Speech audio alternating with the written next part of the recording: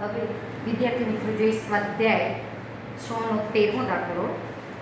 હવે 13મા દાખલામાં તમને એક વિધેય આપ્યું છે fx બરાબર x - 2 ની 4 ઘાત × x + 1 નો ઘન. હવે એમાં 3 પ્રશ્નો પૂછેલા તમને: સ્થાનીય મહત્તમ મૂલ્ય, સ્થાનીય ન્યૂનતમ મૂલ્ય અને નતિ બિંદુ ધરાવે તે બિંદુઓ શોધો. તે બિંદુઓ ખાલી આપણને શોધવાના કીધા છે કે કયા બિંદુ આગળ આ વિધેયને સ્થાનીય મહત્તમ કિંમત મળે છે અને કયા બિંદુ આગળ આ વિધેયને સ્થાનીય ન્યૂનતમ કિંમત મળે છે. હવે આપણને પહેલાં કોઈ પણ વિધેય માટે સ્થાનીય મહત્તમ ને સ્થાનીય ન્યૂનતમ શબ્દ આવે શોધવા માટે, ત્યારે આપણે પ્રથમ વિકલિત કસોટી અથવા દ્વિતીય વિકલિત કસોટી બેમાંથી એકનો ઉપયોગ કરી શકીએ. તો બંને વિકલિત કસોટીમાં પહેલાં એફરેસેક શોધવો પડે. તો પહેલાં આપણે શું કર્યું? આ એફરેસેક શોધ્યો ગુણાકારના નિયમ મુજબ. તો આ પહેલાં x + 1 નો ક્યુબ એમના એમ x - 2 ની 4 ઘાત નું વિકલન 4 × x - 2 નો ક્યુબ x નો 1 ને 2 નું 0 પ્લસ x - 2 ની 4 ઘાત એમના એમ x + 1 ના ક્યુબ નું વિકલન 3 × x + 1 નો સ્ક્વેર. હવે આ બે પદમાંથી x - 2 નો ઘન અને x + 1 નો વર્ગ કોમન નીકળે છે એટલે 4 કૌંસમાં x + 1 + 3 કૌંસમાં x - 2 વધે. આનું સાદુરૂપ આપણને ક્યાં મળે? હવે જ્યારે એફરેસેક્સ જ્યારે શોધવાનો હોય ત્યાં 0 છે તો આપણે x નો સહગુણક સામાન્ય રીતે 1 બનાવતા હોઈએ છીએ અને 1 બનાવીએ એટલે વેવીકર મેથડનો પણ આપણે ઉપયોગ કરી શકીએ.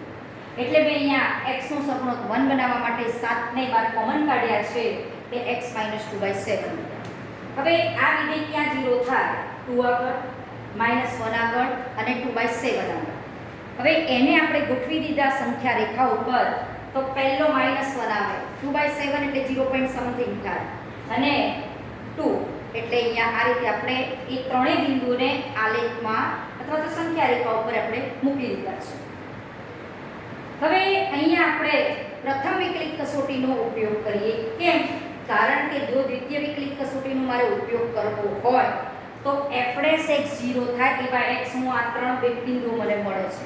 હવે આ ત્રણ બિંદુઓમાં આગળ મારે f'' શોધવું પડે અને એ f'' કયા બિંદુ આગળ > 0 અને કયા બિંદુ આગળ ને <0 અને નતિ બિંદુ પણ શોધવાનું કીધું છે. એનો મતલબ કે કોઈ એક બિંદુ આગળ f'' 0 પણ થતો હોય એટલે આમાં f'' ન શોધવો પડે અને થોડીક પ્રેક્ટિસ પ્રથમ વિકલિત કસોટીની પણ થાય એટલે આ દાખલામાં આપણે પ્રથમ વિકલિત કસોટીનો મેં ઉપયોગ કરેલો છે. હવે અહીંયા તમે ધારો કે અહીંયા x મૂકો એટલે -1 થી નાનો કહેવાય, 2/7 થી નાનો કહેવાય અને 2 થી નાનો કહેવાય. અહીંયા મૂકો એટલે મતલબ કે આનથી નાનો, આનથી નાનો. હવે આ તો આપણું વર્ગવાળું પદ છે. ગમે તેવો x હશે તો આ પદ તો ધન થવાનું જ. બરોબર? તો અહીંયા આ x - 2 નો ક્યુબ છે, x - 2/7 છે. તો અહીંયા જો x મૂકું તો 2/7 થી નાનો કહેવાય અને x 2 થી નાનો કહેવાય. એટલે જો આ કન્ડિશનમાં વાત કરીએ તો x ની કિંમત જો -1 થી નાની હોય તો x <2/7 એનો મતલબ કે x - 2/7 પણ ઋણ અને x - 2 પણ ઋણ. એટલે આ એક ઋણ સંખ્યાનો ધન એટલે ઋણ અને આ ઋણ ધન, આ તો ધન છે એટલે અને 7 ધન છે એટલે આપણે x ધન થાય. બરોબર? એ રીતે આપણે કરી શકીએ. વેવીકરનો ઉપયોગ કરો તો તમે સીધી નિશાની મૂકી શકશો. થોડું સ્પીડમાં પણ કામ થઈ જાય. એ આપણે શીખવાડેલી છે 11મા ધોરણમાં પહેલા મેં કરેલું. હવે અહીંયા વાત કરીએ. ન ખબર હોય તો આ રીતે પણ વિચારી શકો. -1 થી 2/7 ની વચ્ચે જો x હોય તો એનો મતલબ તમે અહીંયા x ગમે ત્યાં મૂકો છો. એનો મતલબ થયો કે x - 1 x <2/7 2/7 થી નાનો અને 2 થી પણ નાનો થાય એવું કહી શકો. એનો મતલબ થયો કે આ તો x + 1 નો સ્ક્વેર ધન થશે. x - 2/7 આના ઉપરથી મળે કે x - 2/7 ઋણ અને x - 2 પણ ઋણ. એટલે આ પણ ઋણ, આ પણ ઋણ. ઋણ સંખ્યાનો 3 ઘાત એટલે ઋણ ધન × ધન એટલે ધન. f'(x) આપણો ધન થાય. હવે અહીંયા જો x હોય એની વાત કરીએ. સપોઝ મારો x અહીંયા છે 2/7 થી 2 ની વચ્ચે. તો એનો મતલબ થયો કે x ની કિંમત 2/7 થી મોટી અને x ની કિંમત 2 થી નાની. આનું ઇન્ટરપ્રિટેશન તમે આવું કરી શકો કે x <2 અને 2/7 2/7 લેસ ધેન x. હવે અહીંયા x - 2/7 કેવો થશે? આના ઉપરથી ધન, x - 2 ઋણ. ઋણ સંખ્યાની 3 ઘાત ઋણ, આ તો ધન છે, આ ઋણ થયા, આ ધન થયા, અને અહીંયા x - 2/7 ધન થયા. ધન ધન ઋણ ઇન્ટુ ધન એટલે આપણો આવશે ઋણ, એટલે અહીંયા આપણે લખ્યું છે f' x ઋણ થાય. પછી સપોઝ x અહીંયા છે, એટલે 2 થી મોટો થયો, એટલે 2/7 થી મોટો જ છે, આ સાઈન છે એટલે દેખાય છે આકૃતિમાંથી. તો x - 2 ધન, x - 2/7 પણ ધન, અને આ તો ધન છે, ધન ધન ધન, એટલે f' x તમારો ધન. એ તમે આના ઉપરથી કહી શકો કે તમારો f' x ધન છે. હવે આપણે આટલા અંતરાલમાં f' x ની ચિહ્ન જોયા. હવે પ્રથમ વિકલિત કસોટી શું કહે છે કે જ્યાં f' x 0 થતો હોય, અહીંયા f' x આટલા 3 બિંદુઓ આગળ 0 થાય છે, તેનાથી થોડીક નાની કિંમતની વાત કરવાની, -1 થી થોડીક મોટી કિંમતની વાત કરવાની. એટલે અહીંયા પ્રથમ વિકલિત કસોટી પર ધારો કે અહીંયા f' x 0 થાય છે -1 બિંદુ આગળ, તો x ની કિંમત સપોઝ -1 થી કોઈક નાની કિંમત લો, અને x ની કિંમત -1 થી મોટી લો. એનો મતલબ ત્યાં આવો ભાગ પાડ્યો તો ધારો કે x એ a આગળ 0 થતો હોય, f' x a આગળ જો 0 થતો હોય તો a - ડેલ્ટા થી a અને a થી a + ડેલ્ટા બંને અંતરાલમાં તમારે f' x નું ચિહ્ન જોવાનું હોય છે. તો પહેલા આપણે વાત કરીએ આ -1 આગળ f' x 0 થાય છે, ત્યાં -1 થી નાની કિંમત એટલે આ બાજુની કોઈ કિંમત લઈ લો, -1 less than delta, less than x, less than -1 આવું વિચારવાનું. અને -1 થી મોટી કિંમત એટલે -1 લેસ ધેન x, અહીંયા તમે -1 + ડેલ્ટા વિચારો, અને આના માટે આપણો f' x ધન છે, અને અહીંયા પણ f' x ધન છે. એટલે પ્રશ્ન શું થયો? વિકલિત કસોટી તો શું કહે છે?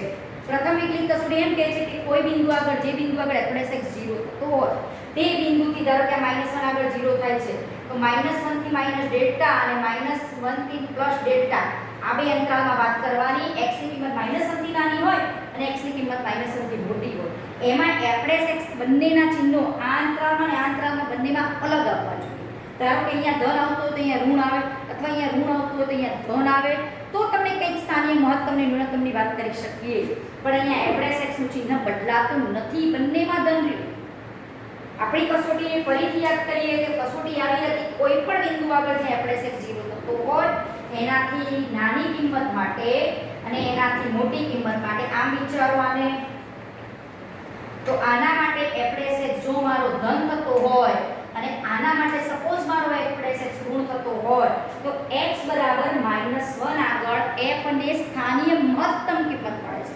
પહેલા અંતરાલમાં ધન ને બીજા અંતરાલમાં ઋણ, તો કહી શકો કે f ને x બરાબર -1 આગળ સ્થાનીય મહત્તમ કિંમત મળે છે. પણ બંનેનું ચિહ્ન કંઈક અલગ આવવું જોઈએ. જો આમાં ઋણ થતો હોય ને આમાં ધન થતો હોય, તો f ને x બરાબર 1 આગળ સ્થાનીય ન્યૂનતમ કિંમત મળે છે તેમ કહેવાય. પણ અહીંયા તો આપણી પોઝિશનમાં શું આવ્યું કે f' x બંનેમાં ધન થાય છે, અહીંયા ધન થાય છે ને અહીંયા ધન થાય છે. એનો મતલબ થયો કે x બરાબર -1 આગળ પ્રથમ વિકલિત કસોટી નિષ્ફળ જાય છે, એટલે કે x બરાબર જે -1 છે આપણું નતિબિંદુ બને છે. આપણે દ્વિતીય વિકલિત કસોટી નિષ્ફળ જાય તો પહેલી વિકલિત કસોટીનો ઉપયોગ કરીએ છીએ. અહીંયા પહેલી જ વિકલિત કસોટી જો નિષ્ફળ જતી હોય તો બિંદુ નતિબિંદુ હોય જ. તો આ x બરાબર -1 આગળ આ f' x નું ચિહ્ન બદલાતું નથી, બંને જો ધન રહ્યા, એટલે x બરાબર -1 ને એ આ વિધેયનું નતિબિંદુ છે. આને તમારે આ રીતે વિચારવાનું છે, -1 - delta less than x less than -1, અને -1 થી x મોટો તો -1 + ડેલ્ટા તરીકે આ બિંદુ કામ કરશે, અને બંનેમાં f' x નું ચિહ્ન બદલાતું નથી. માટે આ જે x બરાબર -1 છે એ આ વિધેયનું નતિબિંદુ છે. પછી બીજા અંતરમાં વાત કરીએ સેમ ટાઈમ આના માટે. હવે અહીંયા આ 2/7 આગળ પણ આપણો f' x 0 થાય છે, બરોબર? 2/7 આગળ પણ આપણો f' x 0 થાય છે. હવે જો અહીંયા આવેલો કોઈ બિંદુ છે x, તો x 2/7 કરતા નાનો અને -1 કરતા મોટો, એટલે x ની કિંમત -1 કરતાં મોટી અને 2/7 કરતાં નાની, તો x + 1 ધન અને x - 2/7 એ તમારા આ બાજુ લઈ જાવ એટલે ઋણ, અને x2 થી નાના જ કહેવાય અહીંયા હોય તો x - 2 પણ તમારો ઋણ.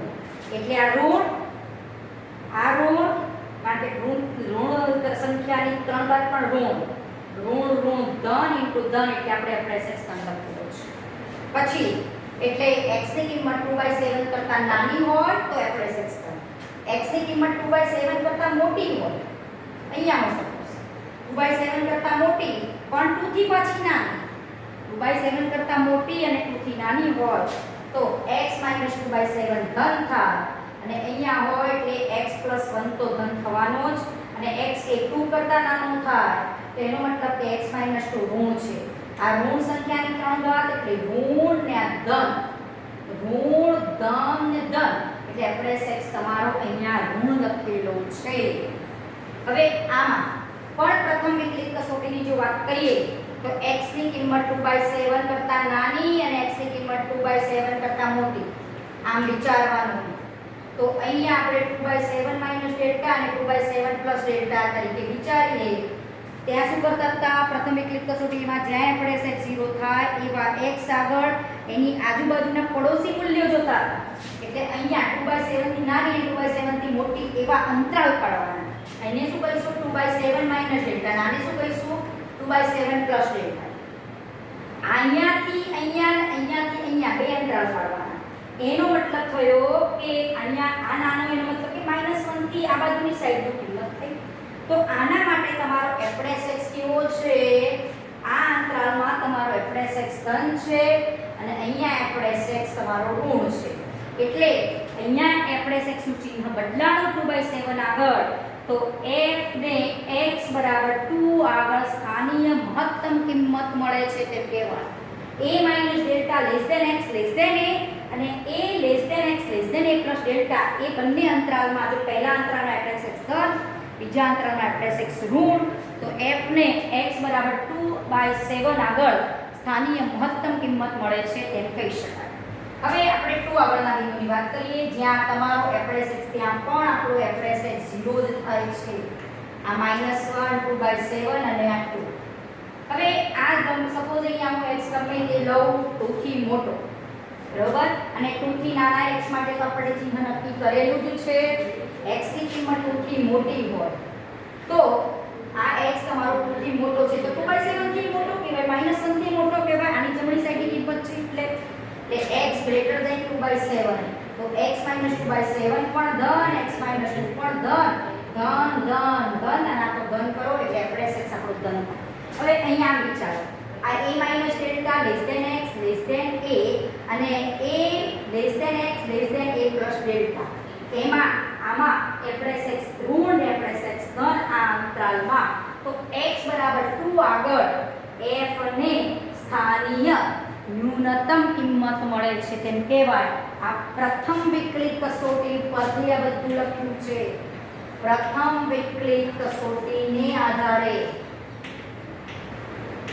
આપણે કહી શકીએ, બરોબર. એટલે આપણને કેટલા 3 પ્રશ્નો પૂછ્યા છે કે કયા બિંદુ આગળ f સ્થાનીય મહત્તમ, તો 2/7 આગળ સ્થાનીય મહત્તમ મળે છે કિંમત. એની મહત્તમ કિંમત જો પૂછી હોય તો તમારે આ x 2/7 અહીંયા મૂકવાનો અને f 2/7 એની મહત્તમ કિંમત મળે.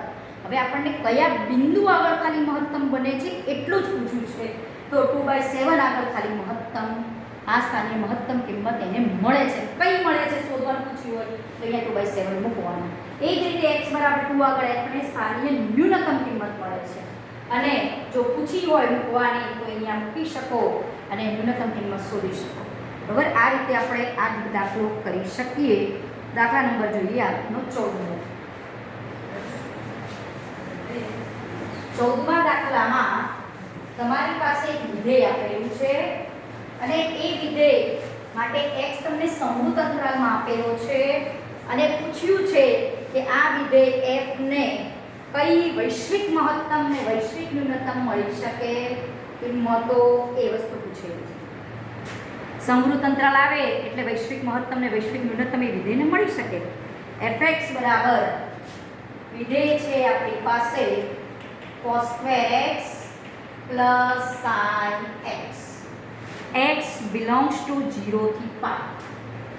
x belongs to સમૃદ્ધ 0 થી pi. તો આ વિધેયને કયા બિંદુ આગળ વૈશ્વિક મહત્તમ સમૃદ્ધ અંતરાલ આવે એટલે વૈશ્વિક મહત્તમ ન્યૂનતમની આપણે વાત કરીશું. તો પહેલાં તો f'(x) 0 થાય તે x શોધીએ, એ f'(x) માં મૂકીએ અને સ્થાનીય મહત્તમ કિંમત ને સ્થાનીય ન્યૂનતમ કિંમત કયા બિંદુ આગળ મળે છે ને કઈ મળે છે શોધી કાઢીએ અને આ બાઉન્ડ્રી પોઈન્ટ આગળ પણ f ની કિંમતો શોધીએ અને એમાં સૌથી મોટી કિંમત આવે એ વૈશ્વિક મહત્તમ કહેવાય. આમાં કેવી વાત છે, ધારો કે આપણા વર્ગના બધા જ આપણી સ્કૂલ છે, ધારો કે એના બધા વર્ગ છે, એના એક એક મોનિટર ઊભા કરો અને એક બધાનો એક હેડ મોનિટર હોય એટલે આ હેડ મોનિટર છે વૈશ્વિક મહત્તમ જેવું કામ કરે છે. ઘણી વખત જે હેડ મોનિટર છે એ સ્થાનીય એટલે કે વૈશ્વિક મહત્તમ કિંમત એ સ્થાનીય મહત્તમ કિંમત પણ હોઈ શકે, બરોબર, અને કોઈક વખતે વૈશ્વિક ન્યૂનતમ કિંમત પણ તમારી વૈશ્વિક સ્થાનીય ન્યૂનતમ કિંમત હોઈ શકે, એવું બની શકે, બરોબર. એટલે આમાં તમે આપણે જે આગળ બધા દાખલા ટાઈપના જોયા એમાં પહેલાં f'(x) શોધવાનું, x 0 થાય તેવા x પહેલાં નક્કી કરી દેવાનું. પહેલાં f'(x) શોધી કાઢીએ. f'(x) તો આનું વિકલન cos square x નું 2 cos x નું માઇનસ sin x અને sin x નું cos x એટલે આ શું થશે 2 sin x cos x એટલે sin 2x plus cos x આ આપણો f'(x). પછી f'(x) શોધીએ. તમે f'(x) આ રીતે ન લખવો હોય ને આમાંથી ખાલી કોકને થાય કે હું cos x કોમન કાઢું અને કૌંસમાં 1 - 2 sin x કરું તો પણ ચાલે. તો તમને cos f'(x) તમને 0 શોધવામાં ઘણું થોડું સરળ કામ તમારું થઈ જશે. cos x નું જો કોમન કાઢું તો આને શું લખાય 1 - 2 sin x, બરોબર. અને જો આને આમ લખું તો આમ પણ લખાય -sin 2x plus cos x. આને 2 sin x cos x sin 2x લખ્યા અને આમ લખ્યા. હવે આમાંથી આપણે f'(x) 0 ક્યાં થાય છે એવા x શોધવાના. f'(x) 0 થાય એનો મતલબ કે cos x * 1 - 2 sin x બરાબર 0. એનો મતલબ કે cos x બરાબર 0 કે 1 - 2 sin x બરાબર 0. હવે x તમારે 0 થી pi માં લેવાનું છે તો cos x 0 થાય એવો x બરાબર pi/2 બિંદુ હોય. 1 બરાબર 2 sin x બરાબર 1/2.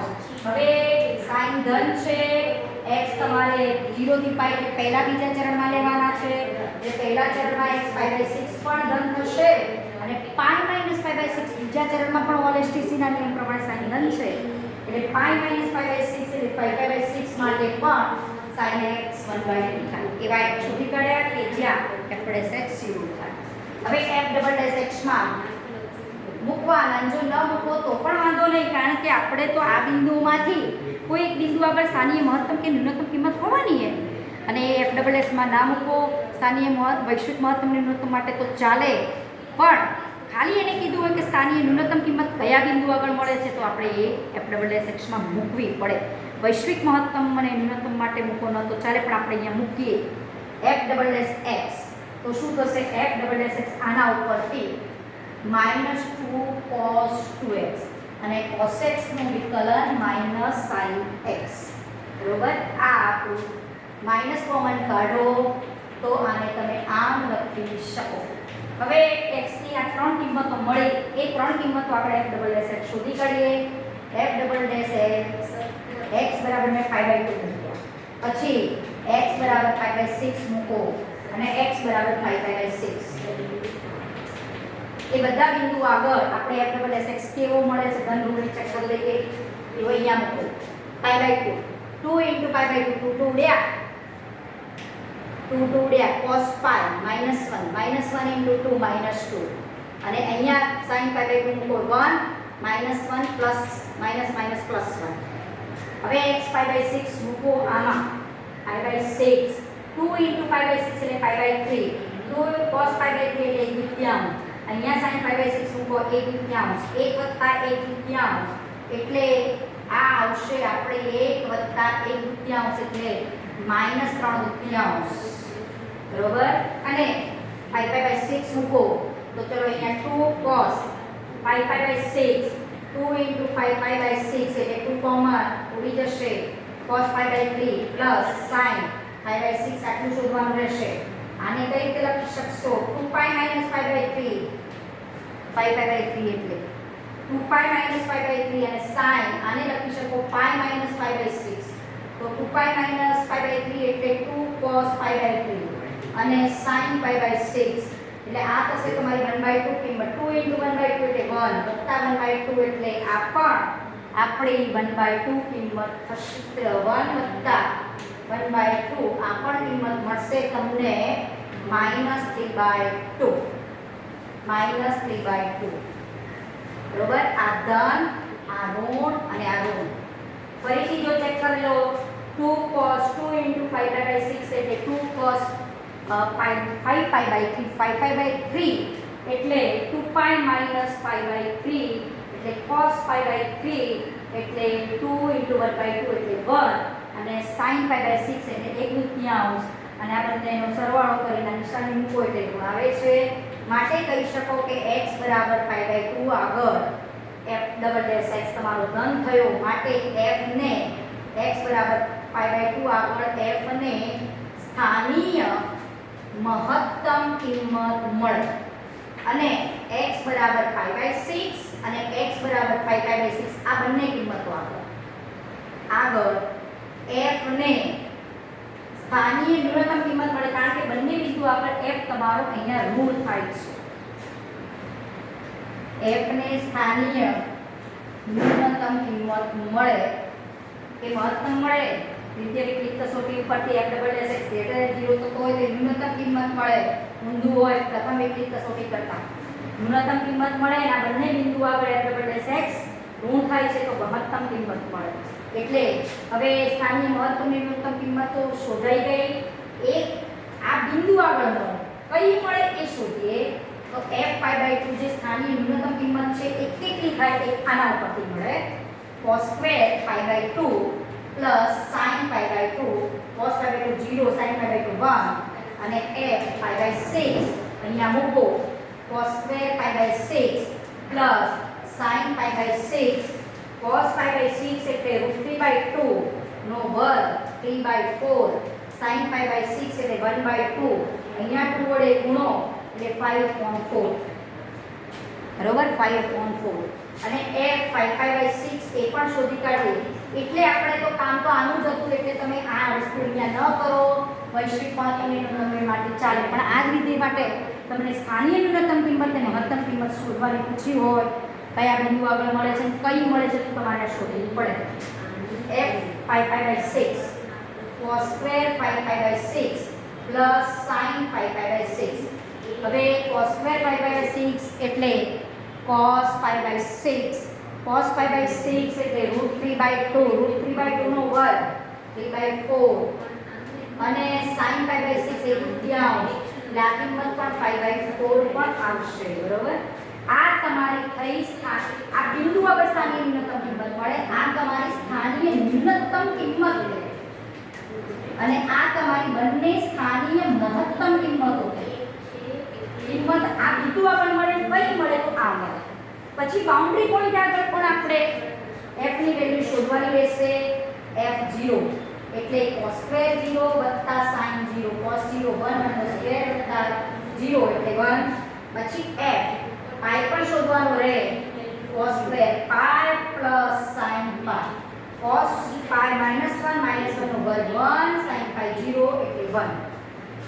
તો આ બધા f0 શોધ્યો બાઉન્ડ્રી પોઈન્ટ આગળ f pi શોધ્યો પછી જે આપણે છે 0 કરતા હતા એ બધા બિંદુ આગળ તમે f ની વેલ્યુઓ શોધી.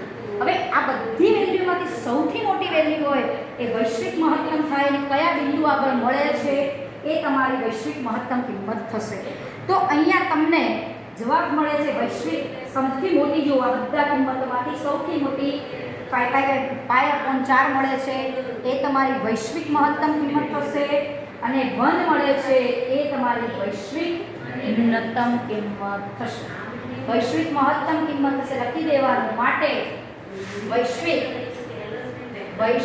મહત્તમ કિંમત કોને કહીએ છીએ મેક્સિમમ.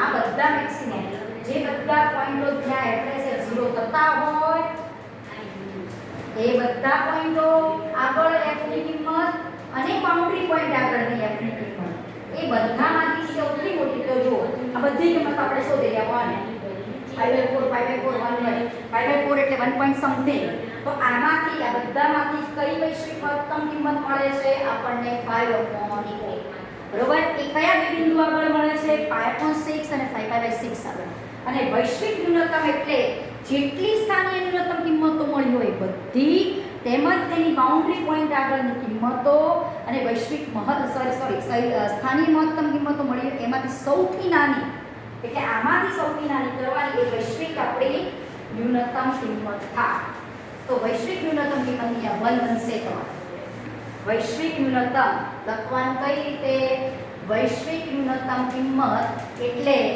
મિનિમમ જે તમારા જ્યાં આગળ તમારો f' 0 થતો હોય એ બધા બાઉન્ડ્રી પોઈન્ટ એ બધા બિંદુ આગળ f ની વેલ્યુ અને બાઉન્ડ્રી પોઈન્ટ આગળની f ની વેલ્યુ એ બધામાંથી જ્યાં તમારો f ની વેલ્યુ મિનિમમ થાય એ તમારી ન્યૂનતમ વૈશ્વિક કહેવાશે ન્યૂનતમ વૈશ્વિક કિંમત કહેવાય f/2 બધા આ સુધી રાખશે એટલે આમાંથી સૌથી નાની કિંમત આપણને ખબર છે 1 થાય અને 1 કયા બિંદુ આગળ મળે છે એટલે સ્થાનિય ન્યૂનતમ કિંમત એ વૈશ્વિક ન્યૂનતમ બની કહેવાય બરોબર અને અહીંયા પણ બાઉન્ડ્રી પોઈન્ટ આગળ પણ આ ન્યૂનતમ થાય તો તમે આના ગ્રાફની થોડીક કલ્પના કરી શકો કે π/2 0 અને π આગળ આની કિંમત ન્યૂનતમ છે દેખાય છે અને એનો ગ્રાફ દોરો તો ત્યાં સૌથી નાની કિંમતો બતાવવાની સ્થાનિય ન્યૂનતમ કિંમત એ જ વૈશ્વિક ન્યૂનતમ કિંમત માટે અહીંયા બની શકે છે આગળના દાખલાની આપણે વાત પછી કરશું